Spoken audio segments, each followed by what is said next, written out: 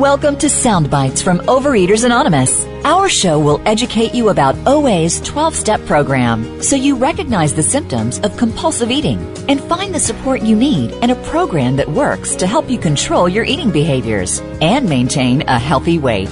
In this next hour, you will realize you're not alone and that there is hope for recovery and a whole new life free of obsession with food and weight. Now, here is your host, Naomi Lippel. Good afternoon, and welcome to Sound Bites from Overeaters Anonymous, a 12-step solution to compulsive eating. I'm Naomi Lippel, Managing Director of Overeaters Anonymous, also known as OA. Our 13-week series will run from today through January 9th and will give you information on what OA is about, how it works, and if it's right for you. Most of our guests will be OA members who had issues with food and eating compulsively, and they found the OA program has worked best for them to make real positive changes in their lives. So first, a little history. OA was started in 1960 in Los Angeles, California. Our founder, Roseanne, had struggled with her weight and yo-yo dieting for a long time.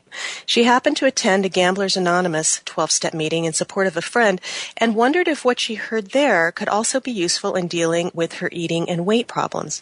So she created OA. She used the 12-step model of Alcoholics Anonymous. The first OA meeting was just her and a couple of friends in her living room, and now we're a nonprofit international organization with over 6,700 meetings in more than 75 countries.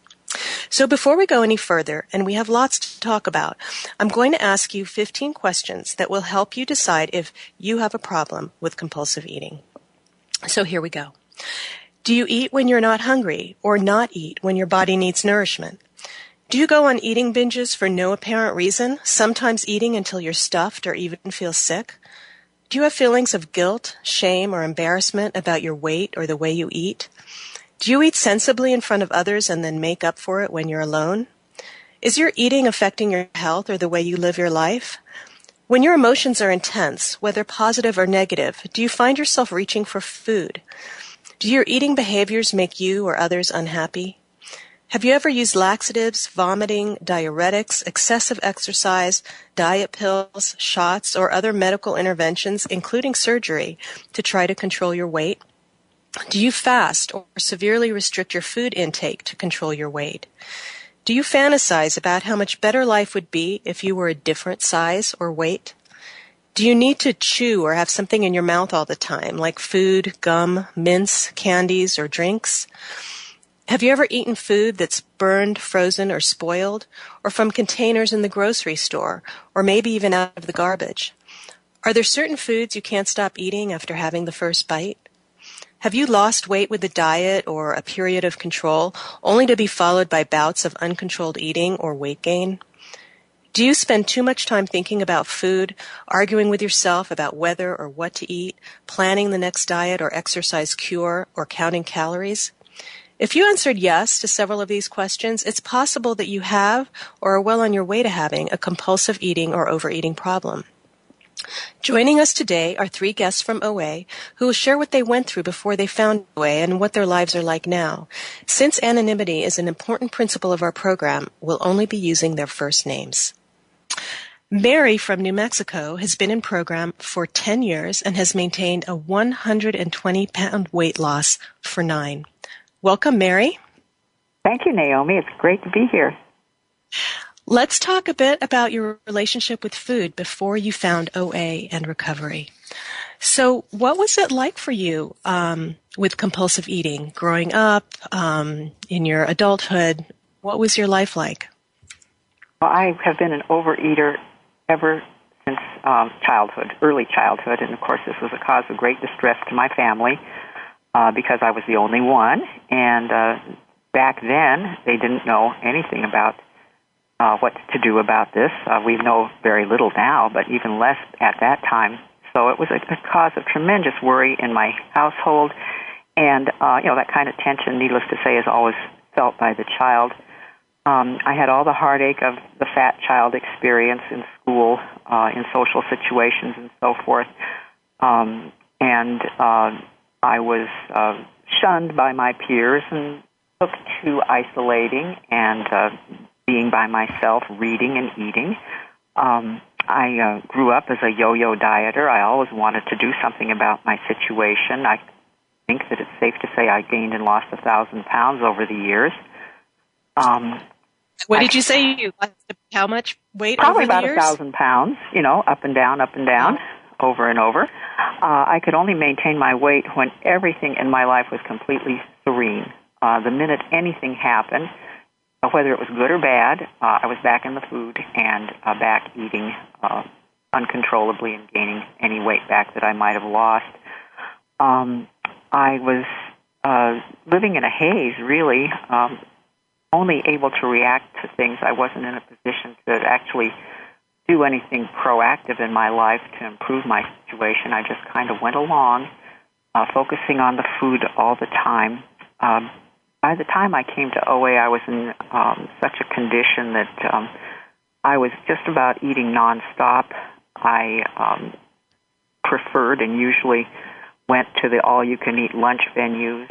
For a long time, I had a 60-mile commute to and from my home to get to work. I would often stop more than once to buy food along the way.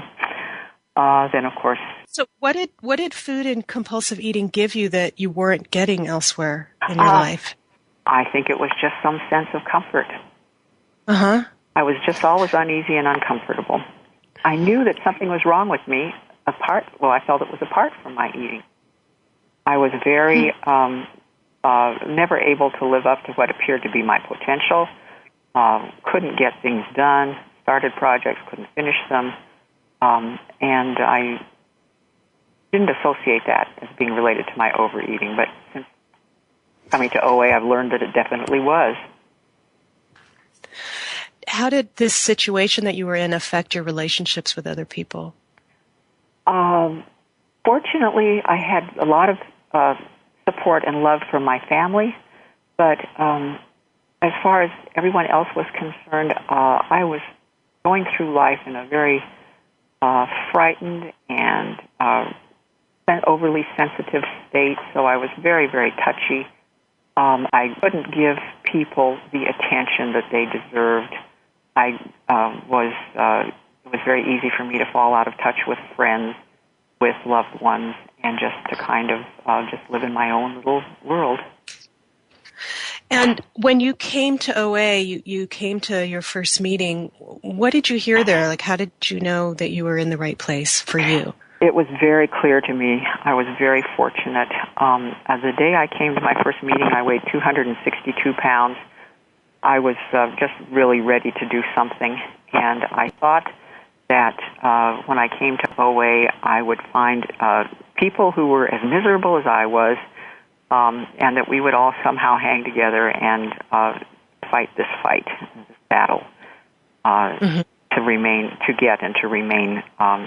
within a reasonable weight range. And I discovered immediately that wasn't what it was all about. I found some people in my first meeting who were obviously very happy, who were obviously grateful that Overeaters Anonymous had made a tremendous difference in their lives.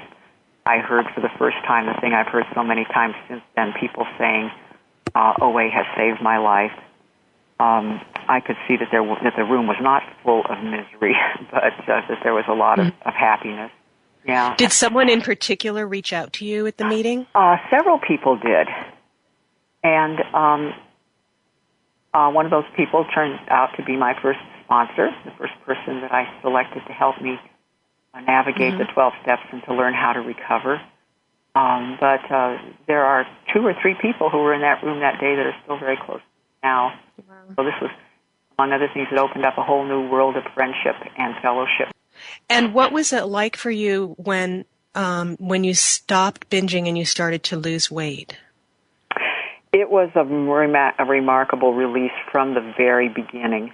I just had no idea that I could make this work because I had tried and failed so many times before.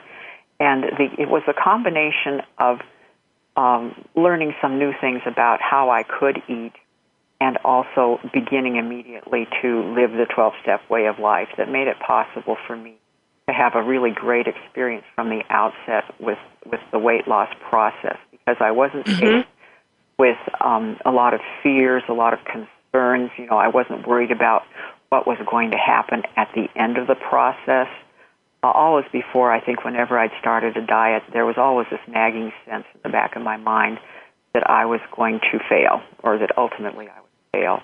And I didn't feel that way this time. I really felt that there was hope, that there was really a long-range solution to the problem if only I stayed with my food plan and stayed with my program. And I have to say, I really had come in with the firm conviction that there were some things that I was never going to be able to do, that I was never going to be able to learn how to control portions, that I was never going to be able possibly to give up certain foods permanently because, you know, I just thought that this was just impossible. But I learned that one day at a time, I could do it. And what were some of those foods that you thought you could never give up? Well, anything that really just about anything. You know, it was I was just such an equal opportunity eater. I was just eating tremendous volumes of things all the time. But of course, it was the sweets. And I didn't understand that sugar was a big trigger for me. I really thought that anything that was appealing, I had to have. But I learned over time that sugar was the real culprit. I had thought for so long that fat was the culprit, so I started restricting things that had a lot of fat in them, but I was still eating a lot of other substances that it turned out were undermining me. I chose to go the route of giving up sugar and flour. And that sounds pretty tough, but for me it worked because I stopped doing that and I stopped having these cravings that had been plaguing me my entire life. And I can honestly say that I haven't had a real craving for the better part of 10 years. So do you ever, at this point now, it's been 10 years, do you ever still have that kind of thought when you're in a stressful situation, oh, you know, I just really want to go stop at that donut place, or, you know, if only I could eat something I would feel better, or is it just gone for you, that kind of It's thinking? gone for me. It really is. I am so blessed that this has happened for me, and I firmly believe that's again, because of the combination of a little bit of willingness to do things that I didn't think I could ever do, and the power in living the 12-step way of life, and coming to understand how the other problems that I had in my life were related to my eating, that all of it could be solved by following some pretty simple instructions that we've been given, and living by those guidelines. That's amazing. We're going to come back to you in a minute, but right now it's time for us to take a short break. This is Sound Bites from Overeaters Anonymous on the Voice America Health and Wellness channel. Stay tuned.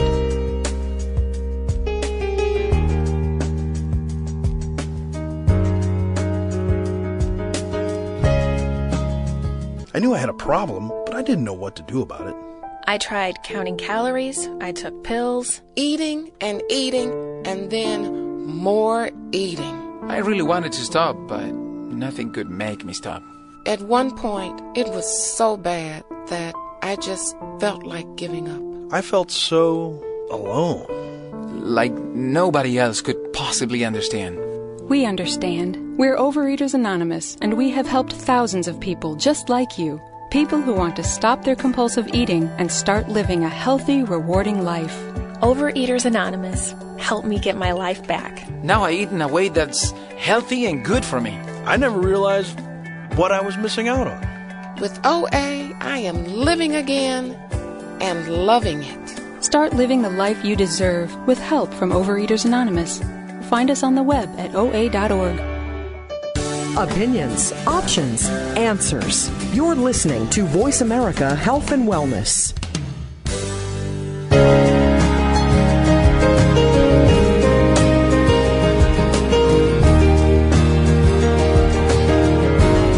You are listening to Sound Bites from Overeaters Anonymous with Naomi Lapel. To find out more about OA, please visit www.oa.org. Now, Back to today's program. Welcome back to Sound Bites from Overeaters Anonymous. We've been talking with Mary about her experience in OA. So, Mary, people in OA often talk about having a spiritual awakening and developing a relationship with a higher power.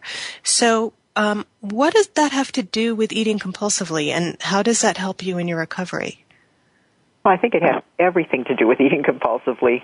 Really? Yes, I really do. I was very fortunate. I had an early experience that I think really helped me to get on the right path very soon after I came to my first meeting, and it was related to, I think, my making a conscious decision to try and do things differently this time. I've always been an adapter. I've had to, felt like for various reasons, whatever the guidelines were or whatever the rules were, that there was some little tweak that I had to put on it to make it so I could fulfill the whatever it was that I was attempting to do. And, of course, so I came to OA that way, too, and I got a copy of our book, The 12 Steps and 12 Traditions of Overeaters Anonymous, at my first meeting, and I started reading it, and I thought, this is interesting, and there were parts of it that I thought were really perfect for me, and then there were other parts that I thought would not work for me at all.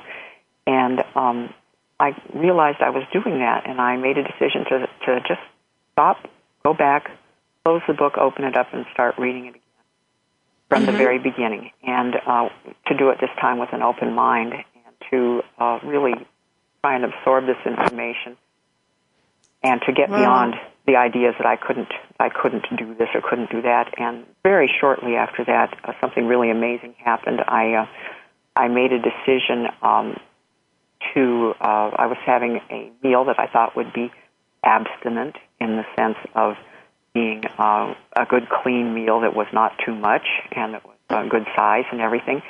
And it was going to be half a portion of something I'd ordered from a Chinese restaurant.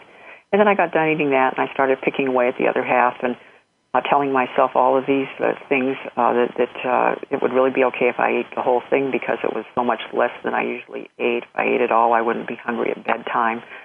All of these kinds of things that I'd been telling myself all of my life, and I realized that wasn't right. And I went to put the rest of the food into a container, and I really felt that God or a higher power had touched me at that very moment and told me that I wasn't hungry. That, to me, was just an incredible revelation because I couldn't remember a time in my entire life when I hadn't felt hungry. That's amazing. I knew, and I thought, wow, this is going to have to work. Your life now, how is it different than it was before? What's a gift that you've received from being in OA? So many gifts. I'm not the defensive, frightened, and angry person that I used to be. I can remain abstinent, and I can remain on track, and I can remain hopeful in the face of sorrow, of tragedy, of frustration. Any kind of thing that life brings my way, I'm able to live with it, and I'm able to not turn back to the food. It's a complete change from the way I was, and I know that I've changed because I feel so good inside. I feel like I can always, that there's a solution to anything that comes my way. Whether it's something that the world is throwing at me, or whether it's something about myself that I'm not happy with. Right. Either way, there is something in the 12 steps that I can use to turn that around and to go on living in a different without the food, a different way, without the food, and also more serenely. I remember. I'd have the kinds of days at work where I was so upset about something that happened. I'd come home, I'd be crying, I'd be stuffing my face with food, I'd be unhappy for days or possibly weeks. I realized a few years ago when I went to my Monday night OA meeting, I was telling myself that I'd had a really good day, and I reflected, and some of those same things had happened to me that day that used to happen to me that would destroy me. And at the end of that day, I was saying, I had a good day. That's really different. Really different. And then the final thing that has just been so key for me is that I see how over the years people treat me very differently. I have greater acceptance from other people. I have received greater respect from other people. And the miraculous thing about that is all these years I was trying so hard to control and so frightened and so worried. That was what I really wanted. I just wanted people to accept me and to respect me. Sure, and who I was doesn't want that? Yeah. Just wasn't going about it the right way. Okay, well, thank you so much, Mary, for sharing your story with us. We're going to move on to our next guest, John from Arizona. Are you there, John? Hello, how are you? Very good. Thank you so much for being with us. It's my pleasure. So you've been in program for 3.5 years, right? No, I've been abstinent 3.5 years. I've been in program since 95. Okay, and you've been maintaining a 50-pound weight loss. That's right. Yep. So tell me a little bit about your background and when eating became a problem for you. Well, eating was a problem from when I can remember. I didn't think of it as a problem then. But I can remember twice when I stole money from my mother's purse when I was under 10 to go and buy candy, and I got caught both times.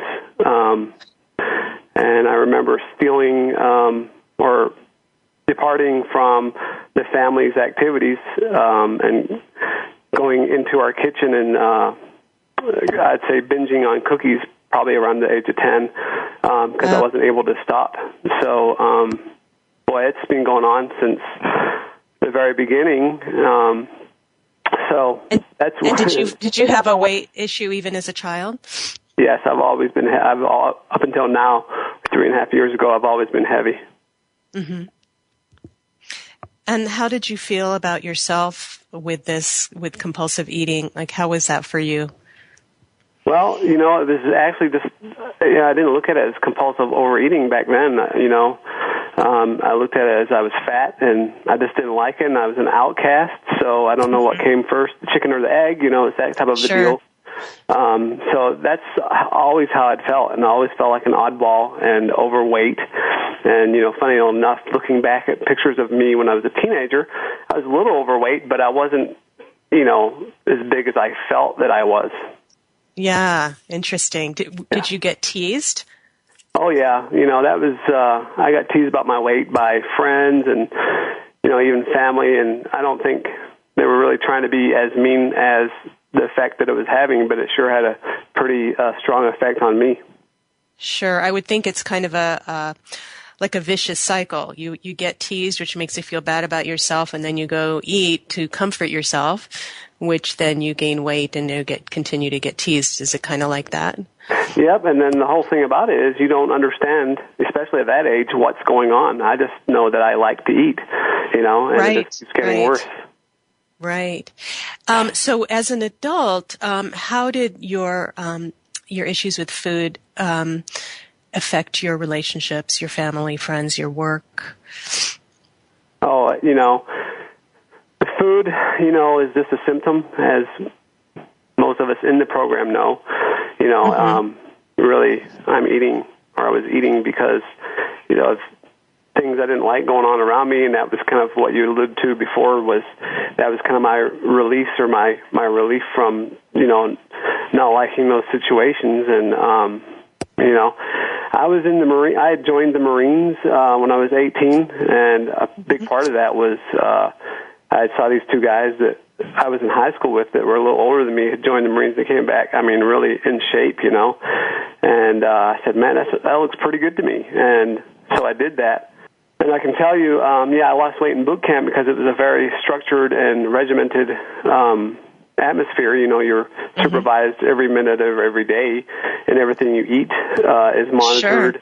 Sure. And really looking back, it was just a very sensible diet where you couldn't eat sugary or processed type foods, and you do exercise and voila, you lose a bunch of weight. And they make sure of that because you can't slip because you're there. But once I got into the Marine, the regular forces of the Marine Corps, I gained my weight right back. And that was very hard to deal with because the Marine Corps doesn't like fat people. And so I really liked the Marine Corps, and I felt like it was my calling in life. But at the same time, I was overweight all the time, and that's just looked down upon. So you really don't get any type of credibility from any Marine. Right. And once you get into the, ranks where you're managing and leading people, it makes things so difficult because as soon as somebody sees that you're overweight, you just have zero credibility, and it hurts promotion chances, and it just goes on and on. It's kind of like the curse if you're in the Marines. So that was a constant battle for me. And didn't you say something? I remember when we talked earlier about people send a lot of junk food to people in the military, and that can be a real problem. Yeah, when I was in Desert Storm, people want to send care packages and all that, and what they do is they put all kinds of junk food in there that's got anything that's in a can or will last a long time. And it was ironic that I ate more junk food in Desert Storm in the middle of the desert than I did, I think, anywhere else because it was just unlimited amounts that were available, and it's just something that people probably don't realize. Interesting. Yeah. And you had said also that you had issues with alcohol and drugs, and you were in rehab, and that's kind of how you came across OA. Is that right? Yeah, and throughout my teenage years, I was using that stuff, and I'll just say that, in the background, I was always eating. Every time I would, come down from something or have a hangover, that's the first thing I would go to, and at that time, I didn't realize, but it was really kind of the big daddy in the background the whole time. Fast forward, I went to a rehab when I was 17 for meth, and I gained 30 pounds in that month. So that'll give you an idea of that I was doing. And then so I go to an alcohol rehab when I'm in the Marines. I think I was about 24, and when I checked in there, they gave me all these questionnaires, and I put some stuff down about my eating. And then later on, they came to me, and at that time, they had an overeaters rehab in this military rehab also. And they said, you need help with your food. And boy, I just fought it tooth and nail because, in my mind, it's just like that was the last thing I wanted to be labeled was fat, even though, I was overweight and had always been. But my ego and pride was in the way, and it was just amazing looking back, the denial about my condition. And long story short, they forced me because I was in the military to go to an OA meeting, which I just did not want to go to. But here I am like 15 or 16 years later, and boy, I'm glad they made me go. Amazing story. Okay, well, we're going to take another short break. So you are listening to Soundbites from Overeaters Anonymous on Voice America. We'll be right back.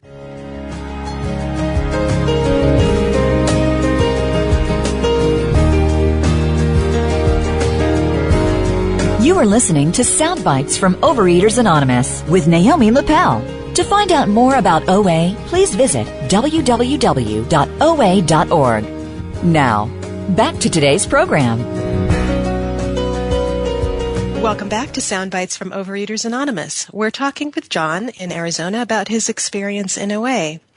Welcome back, John. Thanks, Naomi.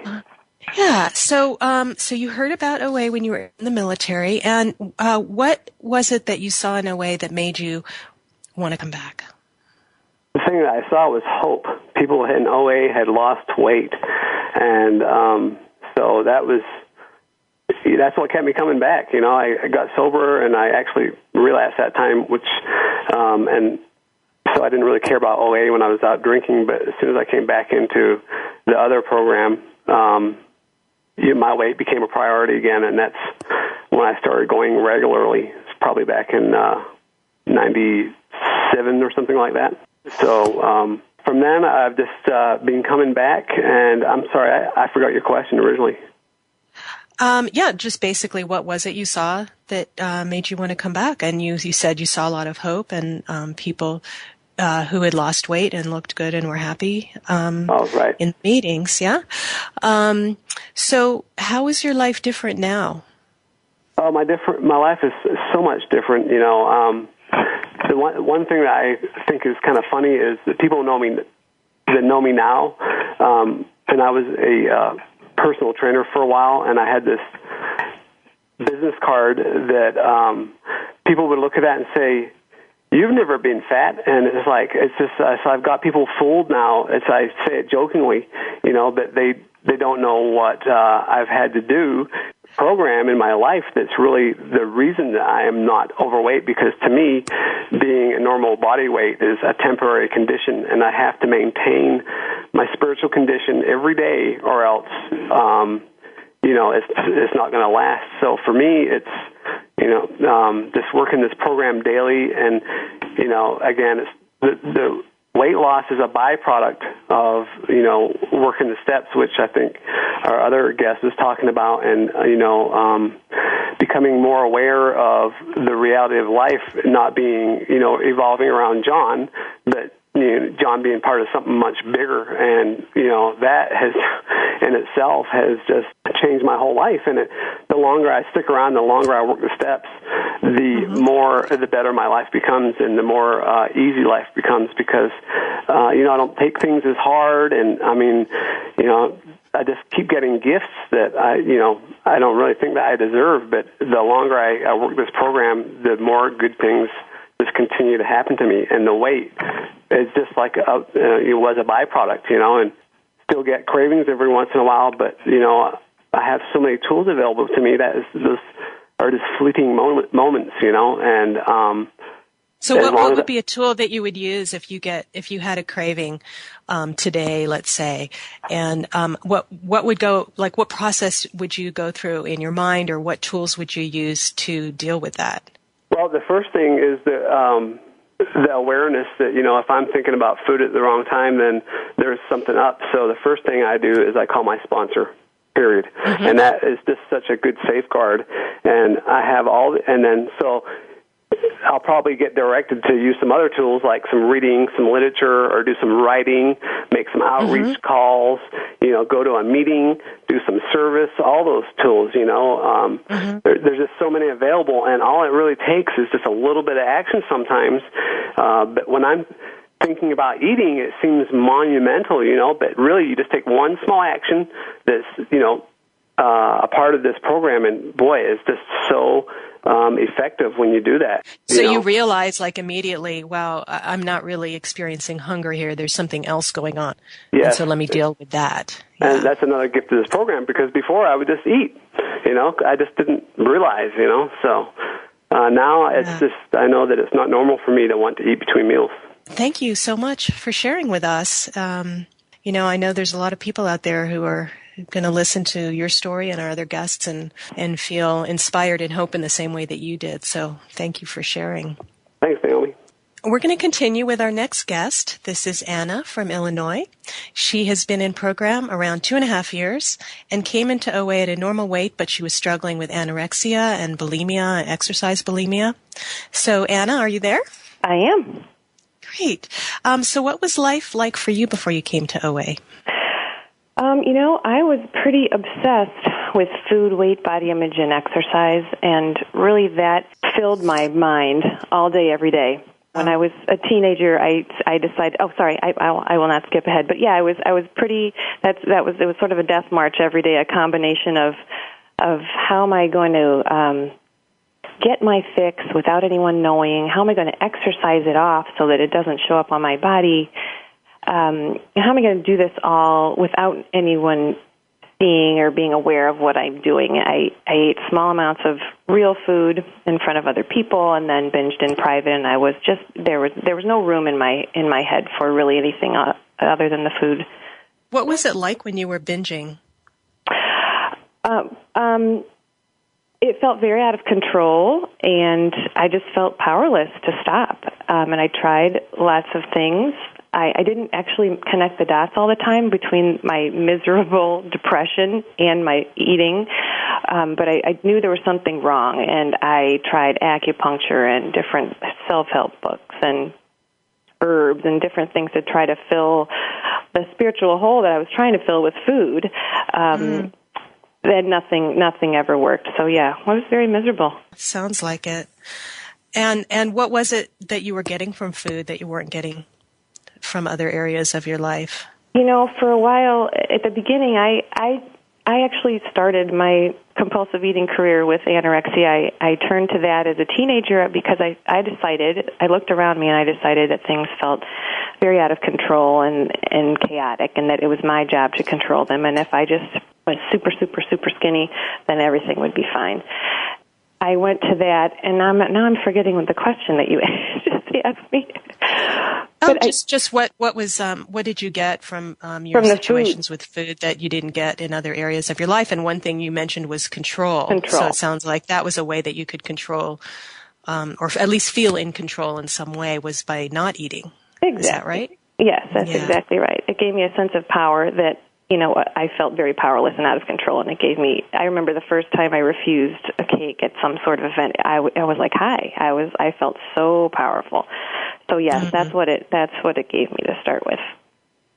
And then you started to get into what you called exercise bulimia. Mm-hmm.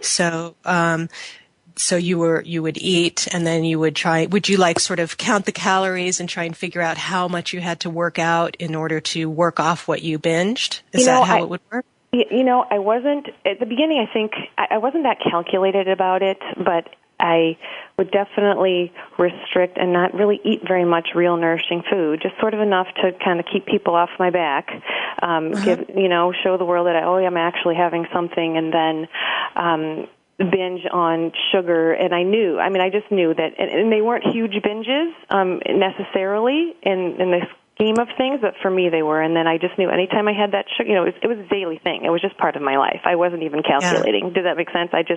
I knew that this was what I had to do in order to not, I had this huge fear of fat at that point. I did binge and gain a lot of weight, and I sort of went up and down and then kind of landed in this normal weight range. But that was only because I was practicing, what I've heard called the ABCs, the anorexia, the bulimia in the form of exercise bulimia, and the compulsive overeating every single day. It seems like the three, anorexia, bulimia, and compulsive eating, are kind of all really similar, like different sides of the same coin. Sure. Would you agree with that? I would absolutely agree with that. I say I'm either running to or running from the food, Yeah. So when did you find OA? How did you come across Overeaters Anonymous? It was interesting because I was just becoming more miserable and more depressed and more angry and resentful and just completely questioning why I was on the earth and not understanding why I was here, how anyone could be happy. And I just was becoming kind of falling into a deeper depression, and we had a crisis in our family life, and the food and the exercise and all the different behaviors, they weren't working anymore. They worked for a while for me. They were tools I used to cope with life and emotions, and they weren't helping me at all anymore. And it was very scary, and the things I was doing with food were getting stranger and stranger.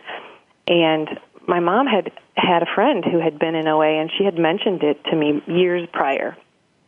And I just thought, okay, well, it's worth a shot. I'm completely just hopeless and miserable. I might as well try this. And so I went to a meeting, and fortunately was willing enough to keep coming back. And what did you hear at the meeting? What happened there at that first meeting for you? I was just so overcome. I think I cried the first several meetings I went to, just because it was this admission that, okay, yes, this is it. I'm broken. I'm powerless. I can't do this on my own. A lot of my disease was thinking that, I have to control everything. I have to do it. I have to fix myself. I couldn't fix myself. So I saw, I heard people talking about being powerless and being unable to stop once they started, and having certain foods that they just would have, a bite of, and then they were off to the races and the whole, container was gone. And I really related to that.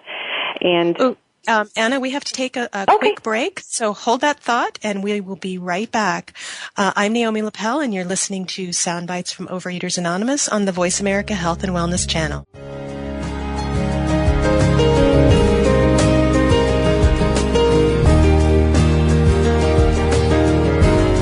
You are listening to Soundbites from Overeaters Anonymous with Naomi Lapel. To find out more about OA, please visit www.oa.org. Now, back to today's program. Welcome back to Sound Bites from Overeaters Anonymous. We're talking with Anna in Illinois about her experience in OA. So before the break, Anna, you were talking about what it was like for you when you came to that first meeting, and you said you cried through the whole meeting. Yes. And what was it that touched you in that way? I think it was a combination of things, of finally getting to the truth about, I am powerless over this. I can't fix this, and I need people, I need these people to help me. And yeah, it was all sorts of emotions coming, and I, just not being the only one that, eats out of the garbage can or, finishes the food off other people's plates. That kind of thing that was so shameful. I was so ashamed of my food behavior that that was part of it too. And did you meet any people in particular at that meeting that you sort of started a relationship with, like a friendship or a sponsorship? I had to keep looking around.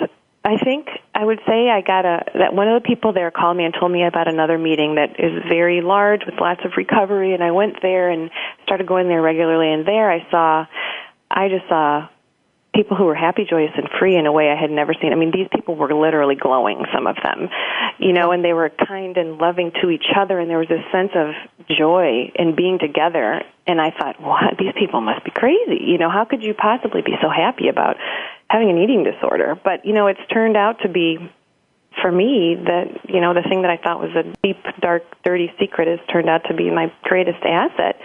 But I did meet my sponsor there, and I liked how her children were there with the babysitter, and I asked her to be my sponsor because I liked how she spoke with her children, and I wanted that for myself. I wanted to be more loving and kind to the people in my life because I really wasn't before. So did you find that your situation with food and compulsive eating and bulimia was affecting your relationship with your kids and your family? Absolutely. I was very just in my own little world, the very small world of my eating disorder in my brain, and there was really no room, like I said, for anyone else. I was emotionally completely unavailable. It was sort of like, I love you, now go away so that I can get to my stuff. Thank you very much. Please go to bed, take your nap, whatever it is. I didn't know how to just kind of be and accept life on life's terms, and it really was... I had an agenda every day for how people should be behaving, and if they weren't, that was a problem, and I was miserable, and I would take it out on you. You know what I mean? Other people felt that. So, and what are your relationships like now that you've been in recovery? I can't even describe how different they are, and the 12 steps of the program, if we work them, we're guaranteed a spiritual awakening, which means that I act and think, behave in ways that I was unable to before, which is now I was estranged from certain people in my family, and those relationships have been restored. I'm able to actually see another perspective of someone else. I can have compassion for people, actually ask people about their lives and be able to give of myself without expecting things in return, and not have, like I said, that agenda and expect everyone in the world to kind of live up to that and, to be able to accept life on life's terms. I'm just a much more loving and kind and patient person. Now, I'm not perfect, and I don't do that perfectly every day, but I'm a completely different person than I was, and so are my relationships. And what would you say to people who hear, when you talk about your higher power or your having a spiritual life, and they shy away from that because, they just, that's not their thing. What would you say to them from your experience? From my experience, I would say, if it's bad enough and you're hopeless enough, just give it a shot. It's worth a shot. I didn't have to believe anything coming in. It's the higher power of our own understanding, of our own conception. And nothing is required coming in and starting it except a willingness to just give it a shot and try to work the steps with an abstinence sponsor. It's kind of like, what have you got to lose at this point, right? Exactly. In your mind, what is the best gift that OA has given you? The best gift. That's a tough one, but I think there's several. My relationship with a higher power the sense that I'm not alone, the fellowship is a huge gift. The steps and the tools for dealing with life's ups and downs and my own feelings are a huge gift, and just the appreciation for what I have now, and like I said, the ability to be loving and compassionate to other human beings and to be of service to people is a gift that I never could do those kinds of things and get out of my own head before. It's so interesting that there wasn't anything in what you just said that had to do with weight or food, which tells me that it's about so much more than that. Mm-hmm. Yeah, it starts with the food. You know, I have to abstain and be sober and abstinent, and then I get all these other things when I'm willing to work the program. So it really has, it sounds like, improved and widened your life in so many ways that you probably never had imagined at that first meeting. Absolutely. Thank you so much, Anna, for sharing. Before we close the show, I want to give you some statistics from our most recent membership survey. For 65% of our members, food and compulsive eating became a problem before age 16. More than half of the members who come to OA do so when they're between the ages of 26 and 45. And since coming to OA, over half of the respondents to our survey are maintaining a healthy weight. 2/3 have maintained that weight for between 1 and 20 years, and the average weight loss is 45 pounds. Not only that, but most have significant improvements not just in weight issues, but in overall physical health, daily functioning, mental and emotional health, spiritual connection, and relationships. So there is hope and help for you in Overeaters Anonymous. The only requirement for membership is a desire to stop eating compulsively. There are no dues or fees. You can contribute what you can, when you can, at the meetings you attend to help keep the program going.